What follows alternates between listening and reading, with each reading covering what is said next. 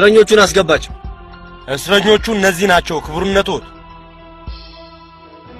ወታደሮቼ በሚገባ ተንከባከቧችሁ? ምግብና መጠጥስ በአግባቡ ሰጧችሁ?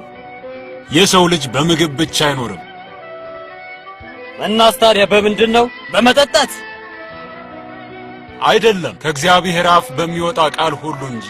የትኛው አምላክ ነው በንግግሩ ባዶ ሆድን የሚሞላው? ሆድን አይደለም ጌታዬ፣ መንፈስን ነው። መንፈስን? እናስ ማን ነው የአምላካችሁ ስም? ስሙ የናዝሬቱ ኢየሱስ ይባላል። አብዳችኋል። ሕፃን ልጅ ይዛችሁ ትመጣላችሁ። እናም አገረ ገዢው ሕፃን ልጅ አስገደለ ብላችሁ የሮማውያንን ፍርድ እንዲነቃነቅ ልታደርጉ ነው እንዴ? በእድሜ ምናልባት ልጅ ልሆን እችላለሁ፣ ነገር ግን ከመንፈስ ቅዱስ ጋር ታላቅ ሆናለሁ። ወረኛ ትመስያለሽ። ስምሽ ማን ነው? ሙራኤል። ደህና፣ እንግዲያውስ ሙራኤል ምን ያደርግልሻል ይሄ እንግዳ የሆነ ፍልስፍና? እውነት ነው። ክርስቶስ ከሚባለው ውሸታም ጋር ምን ታደርጊያለሽ? የተረገምክ ነህ። እግዚአብሔርን በመቃወም የተናገረው አንደበትህ የተረገመ ነው። አፍሽን ዝጊ። ውሰዳት፣ ቆዳዋ እስኪላጥ ድረስ ግረፋትና እስር ቤት ወርውራት፣ እዛው ትሙት።